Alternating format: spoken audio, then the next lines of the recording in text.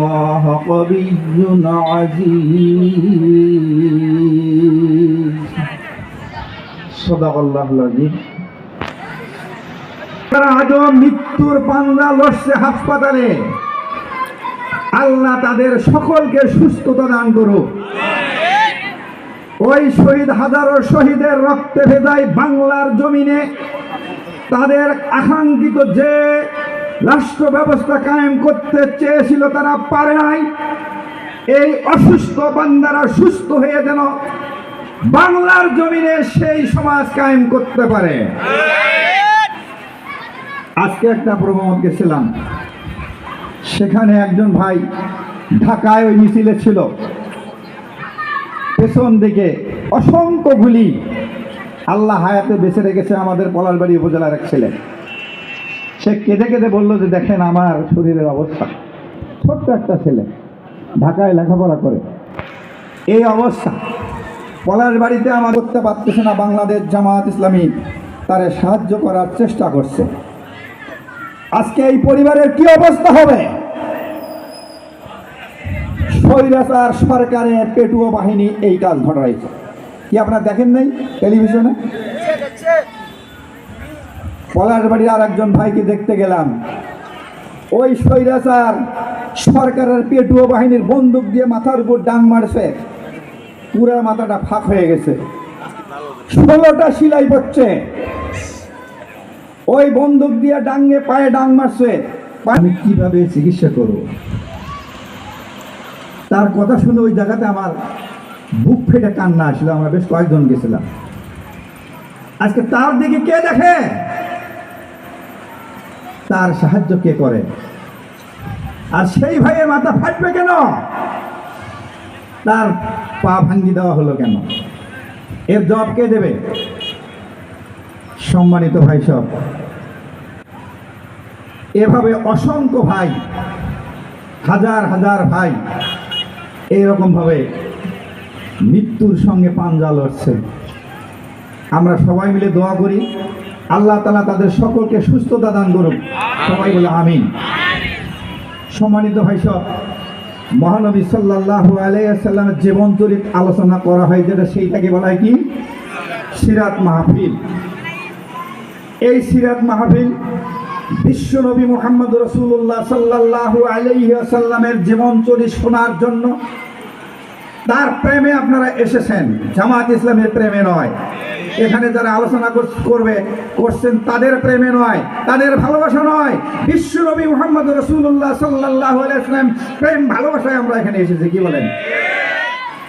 বিশ্বনবীর জীবনটা কেমন? একজন সাহিত্যিকের বই পড়লাম, তিনি লিখতে গিয়ে লিখছেন এইভাবে যে একটা চাতক পাখি সমুদ্রের কিনারায় বসিয়া তার পরিপূর্ণ পিপাসা নিবারণ করিয়া সমুদ্রের পাড় থেকে উড়ে যায়। সে আত্মায় তৃপ্তি পায়, সন্তুষ্ট হয়ে যায়, কিন্তু সমুদ্রের পানির কি এক কিঞ্চিত পরিমাণ কমে? কি কমে নাকি? কমে না। ওই সাহিত্যিক বলেছেন বিশ্বনবী মুহাম্মদ রাসূলুল্লাহ সাল্লাল্লাহু আলাইহি ওয়াসাল্লাম তার জীবন চরিত ওই সমুদ্রের চাইতেও বিশাল। দুনিয়ার কোনো বান্দা শিক্ষা গ্রহণ করে আলোচনা করে সে নিজে পরিতৃপ্ত হয়ে যাবে, তার বক্তৃতা শেষ হয়ে যাবে, বিশ্বনবী মুহাম্মদ রাসূলুল্লাহ সাল্লাল্লাহু আলাইহি ওয়াসাল্লামের আদর্শের এক কিঞ্চিত পরিমাণ সে বর্ণনা করতে পারবে না। সম্মানিত ভাই সব, বিশ্বনবীর বিশাল জীবন চরিত আলোচনা করার আমি মনে করি এটা ধৃষ্টতাপূর্ণ একটা কাজ। এত বড় মহান ব্যক্তির আলোচনা করা আমার মতো একটা ক্ষুদ্র মানুষের পক্ষে সম্ভব নয়। সম্মানিত ভাই সব, আমি মহান স্রষ্টা রব্বুল আলামিনের, আপনারা যদি কিছু সময় থাকেন তাহলে বলবো, আর যদি বলেন না শুনবেন তাহলে আমি শেষ করে দিয়ে যাবো। কিন্তু শুনবেন, যে কজন মানুষ আছে শুনবেন, কিছুক্ষণ বেশি বলতে পারবো না। 10টায় আমার আর একটা প্রোগ্রাম আছে, আমি সেখানে ঢুকবো, আপনারা চাইলেও পাবো না সময় দিতে। তো যে কয়টুকু সময় আছে আপনারাও ধৈর্য সহকারে শোনেন। তো কথা একটু বলি, একটা উদাহরণ দেই। এই যে আমরা টিউবওয়েলে পানি নেই না, এখন টিউবওয়েলের মুখ আর ওই যে আপনার জগের মুখ যদি সমান হয় এই জগটা ভরতে কয়ের চারা লাগে? 3টা গাছ। 1 নম্বর হলো হাফাতুহুমুল মালায়েকা, যারা আল্লাহর কোরআনের আলোচনা শুনবে, বিশ্ব নবী মুহাম্মদ রাসূলুল্লাহ সাল্লাল্লাহু আলাইহি ওয়াসাল্লামের সিরাত শুনবে, তাদের সকলকে আল্লাহর রহমতের ফেরেশতা চতুর্পাশ দিয়া বেষ্টন করে থাকে, ঘিরে থাকে, বলেন সুবহানাল্লাহ। দ্বিতীয় কথা বলা হয়েছে ওয়া গাশিয়াতুমুর রহমান, আল্লাহ রাব্বুল আলামিন তার রহমতের পর্দা দিয়ে, প্যান্ডেল দিয়া সকল মানুষকে ঢেকে রাখেন, বলেন সুবহানাল্লাহ। তৃতীয় কথা বলা হয়েছে ওয়া নাযালাতুহুমুস সাকিনা, তিনি বলছেন আল্লাহর নবী, আল্লাহর কোরআনের কথা যেখানে আলোচনা হবে, আল্লাহর নবীর কথা যেখানে আলোচনা হবে, আল্লাহর রাসূলের সিরাত যেখানে আলোচনা করা হবে, সেই জায়গাতে আল্লাহর রহমতের বৃষ্টি পড়তে থাকে, বলেন সুবহানাল্লাহ। তাহলে আমরা কোথায় বসে আছি? আমরা রহমতের প্যান্ডেলে বসে আছি, কি বলেন? আল্লাহর সাকিনা পড়তেছে, সেখানে বসে আছি। এখন যদি ঘুম পারেন, যিনি ঘুম পারবেন তিনি সাকিনের মধ্যে থাকবেন না? কি থাকবেন কিনা? থাকবেন। যিনি ঘুম পারেন তিনি ওই রহমতের প্যান্ডেলের নিচে থাকবেন না? থাকবেন। তা ঘুম পারলেও ফায়দা এখানে, কি বলেন? সম্মানিত ভাই সব, আমি সূরা হাদীদের একটা আয়াত তেলাওয়াত করেছি, 25 নম্বর আয়াত। কয় নম্বর আয়াত? 25 নম্বর আয়াত। আদম আলাইহিস সালাম থেকে শুরু করে আমাদের নবী মুহাম্মদ রাসূলুল্লাহ, কিছু কথা বলবো আপনাদের। আল্লাহর নবীরা যখন এসেছে দুনিয়ায়, বলেন তো, আজকে এখানে একটা প্রোগ্রাম হবে, কয়েকদিন আগে থেকে প্রচার করে নাই? কি করছে কিনা?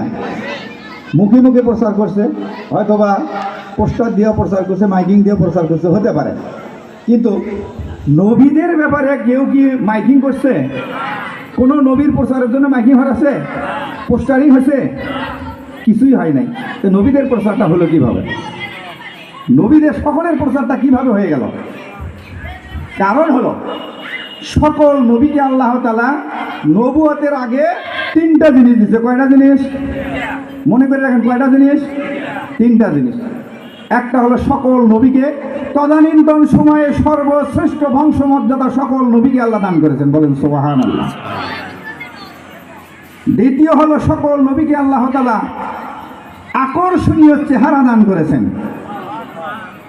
তৃতীয় হলো সকল নবীকে আল্লাহ তাআলা নির্মল চরিত্র দান করেছেন, বলেন সুবহানাল্লাহ। আচ্ছা দেখেন, আমার নবী মুহাম্মদ রাসূলুল্লাহ সাল্লাল্লাহু আলাইহি ওয়াসাল্লামের কথাই বলি, তিনি কত সুন্দর ছিলেন। মা আয়েশা রাদিয়াল্লাহু তাআলা আনহা একদিন পূর্ণিমার চন্দ্রের দিকে দেখছেন, আর বিশ্ব নবী মুহাম্মদ রাসূলুল্লাহ সাল্লাল্লাহু আলাইহি ওয়াসাল্লামের দিকে তাকাচ্ছেন। আল্লাহ রাসূল দেখলেন, কি ঘটনাটা কি, তুমি এরকম করছো কেন?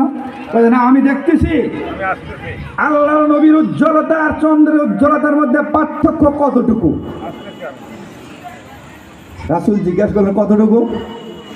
আয়েশা রাদিয়াল্লাহু তাআলা আনহা বললেন যে আমার নবীর উজ্জ্বলতা চন্দ্রের উজ্জ্বলতার চাইতে অনেক বেশি। আমার 3টা জিনিস মনে করে দেন, কি কি? কে বলতে পারবেন? 1 নম্বর হলো উন্নত বংশমর্যাদা। তদানীন্তন সময়ে মুহাম্মদ রাসূলুল্লাহ সাল্লাল্লাহু আলাইহি ওয়াসাল্লাম আরবের সর্বশ্রেষ্ঠ বংশ কি? কুরাইশ বংশ। এই কুরাইশ বংশের কয়েকটা পার্ট আছে, তার মধ্যে একটা পার্ট হলো হাশিমি বংশ। আমার নবী মুহাম্মদ রাসূলুল্লাহ সাল্লাল্লাহু আলাইহি ওয়াসাল্লামকে এই হাশিমি বংশে তার জন্ম হয়েছে।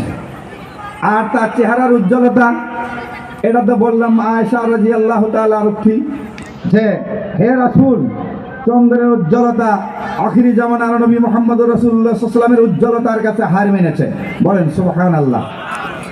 তৃতীয় হলো সকল নবীকে আল্লাহ তাআলা উন্নত চরিত্র দান করেছেন। দেখেন, আমার নবী যে সমাজে জন্ম লাভ করছে, সেই সমাজের মানুষ অন্যায়, অনাচার, অবিচার, জুলুম, নির্যাতন ছাড়া আর কিছু ছিল না। কি বলেন ছিল? তারা অন্যায়, অনাচার, জুলুম করা ছাড়া আর কিছু জানতো না। কি বলেন, ঠিক কিনা?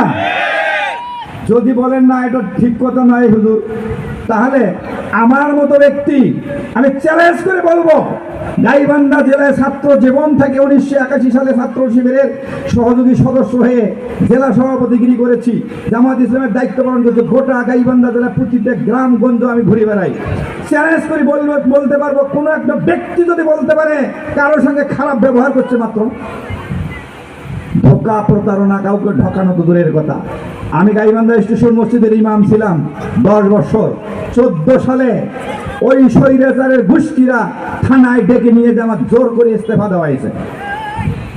কি বলেন?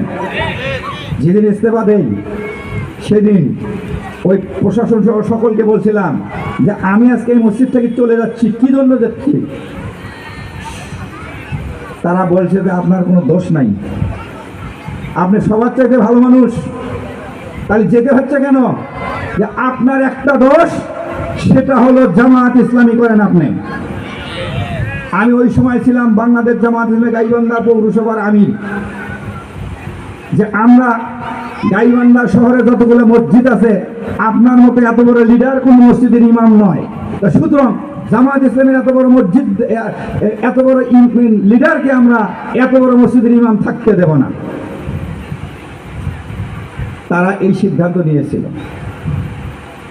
বাস্তবায়ন করেছে। আমি যখন ওই মসজিদে খুতবা দিতাম, যিনি শুক্রবার করিয়া 3 ভ্যান পুলিশ যা উপস্থিত থাকতো, দূর দূর থেকে মানুষ আমার খুতবা শোনার জন্য আসতো, শুক্রবারের খুতবা শোনার জন্য। আমি যুগ উপযোগী বক্তৃতা দিতাম, গোটা সপ্তাহের মধ্যে কি ঘটনা বাংলাদেশে ঘটছে, তার মধ্যে ইসলামের ফয়সালা কি, কোরআনের ফয়সালা কি, এ নিয়ে আমি ভাষণ দিতাম, খুতবা তৈরি করে বক্তৃতা দিতাম। যার কারণে অন্য অন্য মানুষ আমার এখানে খুতবা শোনার জন্য আসছে। এরা 14 সালে আমাকে থানায় ডেকে নিয়ে জোর করে আমাকে ইস্তেফা দেওয়া হলো। আমি কি খারাপ মানুষ? এই রকম ভাবে বাংলাদেশের সমস্ত ভালো ভালো মানুষকে যারা অত্যাচার করেছে, নির্যাতন করেছে এই বাংলাদেশের জমিনে, এরকম ভাবে সেই সময় জাহিলের যুগে সমস্ত মানুষ খারাপ ছিল। সেই খারাপের মধ্যে নির্মল চরিত্রের একটা মানুষ ছিল, যেই সমাজের মানুষ সবাই আমার নবীকে কি ডিগ্রি দিছে বলেন দেখে?